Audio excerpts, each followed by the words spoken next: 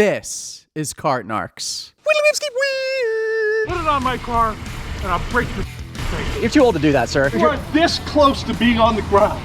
Get the away from me! Why are you screaming at me? And he's Agent Sebastian of the Cart Narcs. We politely and gently urge people to return their carts to the shopping cart returns and not just leave them in the middle of spots. How about that? You Go just f yourself. Delicious McDonald's. Go Pretty f good. yourself, You have a pretty good Cart throwing Narc. arm for someone with a disability. Sebastian's quick wit and unique approach to people who leave their carts behind, aka the lazy bones, has made quite an impact online. The Cart Narcs has been sort of a hobby/interest that has kind of blossomed into what could be a full-time income. His YouTube channel boasts over 500,000 subscribers, or as he likes to call, Cart Narketeers, and has been featured on Dr. Phil and the H3 podcast for his wacky interactions. Some may say his approach is a bit invasive. Others believe he's a true hero, as evidenced from rolling just 6 minutes into our interview with him. Boy, you have balls of steel. But I wanted to spend a couple of days with Sebastian and observe these quote-unquote lazy bones to see his approach, his true passion for bringing carts back to the corrals, and to see just how much he makes from all of this. Oh my God! So this is one of the worst. So I strapped on my GoPro, punched my card, and went on the clock.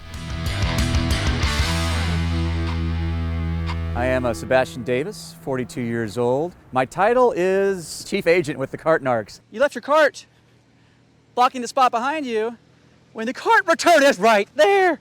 Yeah, she's getting a big old magnet for that one. Our Cart Narcs journey started out scouting the Target parking lot in Clifton, New Jersey to search for these so-called lazy bones. Immediately, we saw a sight that made Agent Sebastian cry on the inside. Classic example where the first person who left this cart probably thought, oh, well, you know, it's kind of, I'm not over here, blah, blah, blah. Once one person does it, then another person, and eventually you got 3-4 spots. Literally 3.5 minutes later, we encountered a couple of quote-unquote lazy bones who neglected to take their cart back. It turned out to be one of the longest interactions Cart Narcs has ever put out on YouTube. Look, they had a cart return right over there. It's right on the other side, but it's all the way on the other side. For over 9 minutes, Sebastian interacted with this couple, talking to them about his initiative and his mission. However, they weren't having it. Look, that's how the terrorists win, is when brave men do nothing. Outraged, the couple finally started pulling out of the spot.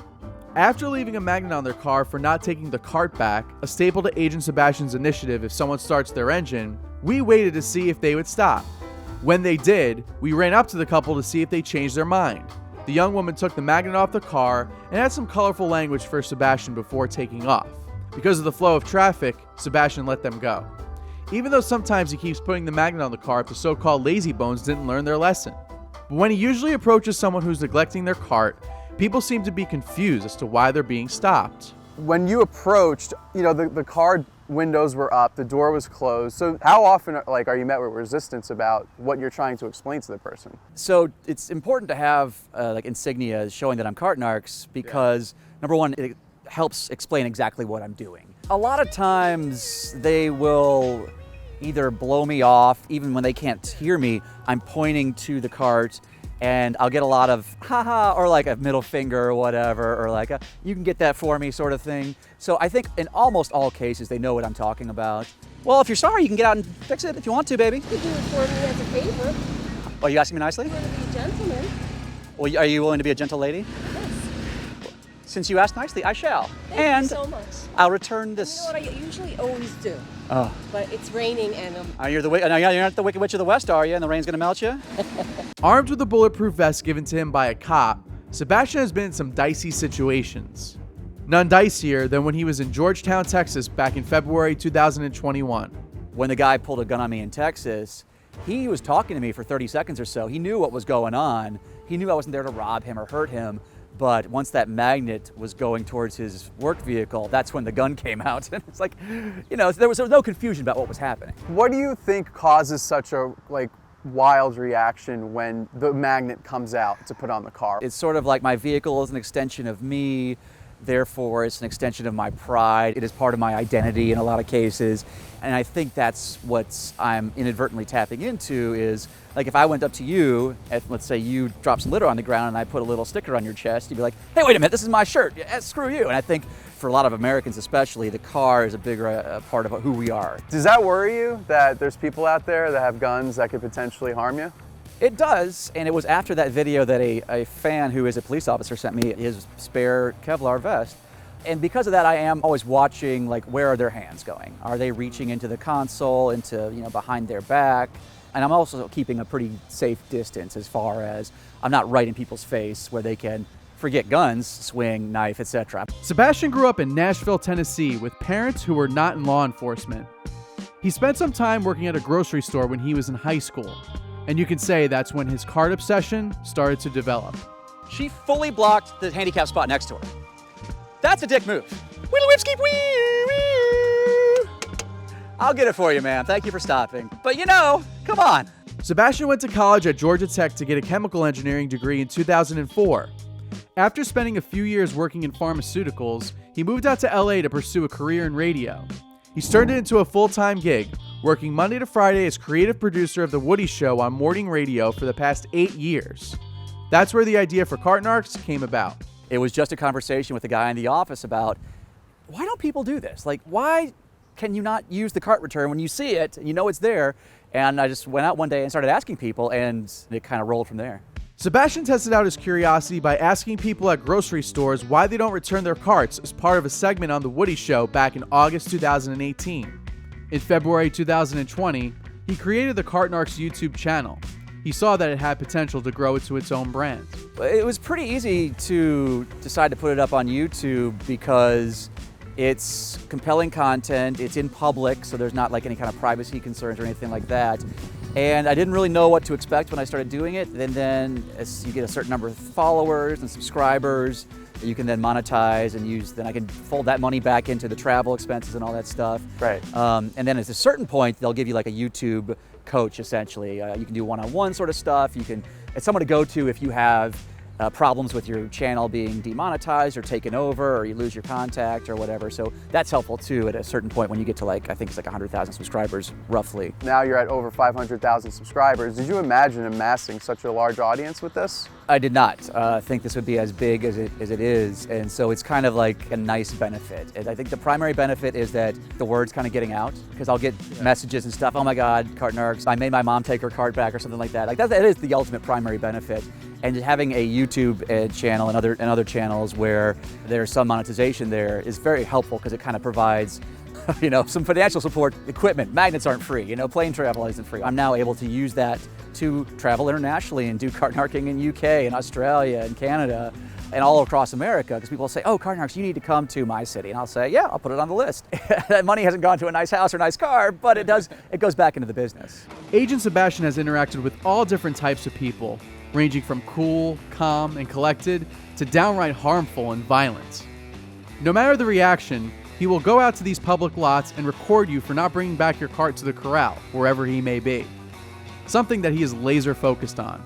People that you interact with, they give you a reaction. Like, do you, I guess, ever have a thought of you're putting this person's life online and like how that could be perceived for them? That's definitely a concern, and that's why I try to keep it just to the actual cart and that interaction.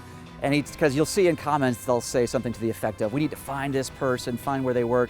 Anytime I see that or anything like that, I shut that down immediately, delete or hide comments like that. I am conscious of trying to keep the interaction just about what's happening with the cart at that time, not like exposing anybody else's further, deeper, darker secrets, other than that they don't put their cart back, which is not a secret because you do it in front of everybody, Right, and what are the boundaries for you that you don't cross? A couple of basic Cart Narcs rules. No approaching anybody who has little kids, because not that that's an excuse, but that if the adult flips out, I don't want the little kid to be, again, an innocent bystander. Same thing with very old people who maybe have mobility issues. We don't approach them. We'll often take their carts back for them. Anytime where there is innocent bystanders or people who are really blocking traffic, I usually cut it off there. Sebastian wouldn't reveal exactly how much he makes off of the Cart Narcs, but he said that he makes a low six-figure salary each year from the channel. He roughly spends about 20 hours a week on Cart Narcs while working full-time at the radio station. He says Cart Narcs donates all of the money they make from their merch to the ASPCA, citing that it's purely a mission. I could make this a full-time job, but I don't intentionally, because I want to keep a narc life balance, because I don't want it to be like obsessed, and this is a nice thing I do for a few days, a few afternoons a week. It doesn't take over my life, essentially. I keep things, you know, a little more sane. When you go out into the lot and you get a reaction, it may not be as explosive as some. Do you ever go into it being like, oh, this may not get as many views on YouTube? Do you ever worry about like that kind of stuff? I don't, because if everything is just like exciting, dangerous, you know, that goes to a bad place eventually of just fist fights and guns and stuff. And I think that's more of like why people enjoy Cart Narcs, is it's not just that, it's also slice of life. It is people telling stories, it is nice people. Like when the old lady I was talking to somewhere who was, I was taking her cart back for her after, and she said, you know what, I was just raised right to do this. And so I think having the ups and downs is nice. So it doesn't have to be, you know, a street fight essentially. Right. These are how people's everyday lives work, is part of the charm.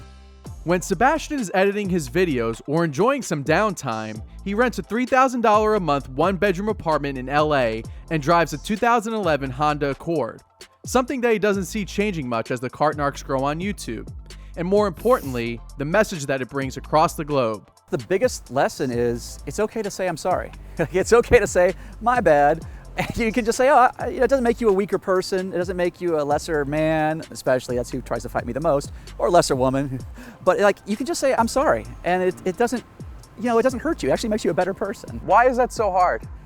I mean, that's what we've been talking about for thousands of years, is why do people have such pride about things that they shouldn't have pride about? You know, they have pride about the good things in your life, about things you build or people you help, but they also have pride about the bad things, which is, you know, being caught being naughty. And what about you? Like, what is this like within you? Like when you go out to these lots and you do this, like what does it do for you?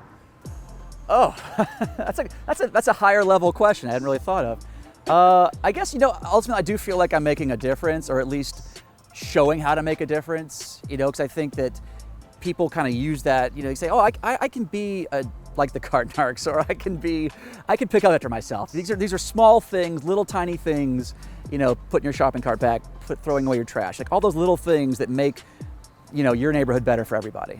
If there's one thing I learned from observing Agent Sebastian and his Cart Narc ways, it's this. This is no gimmick or a quick way for him to make money.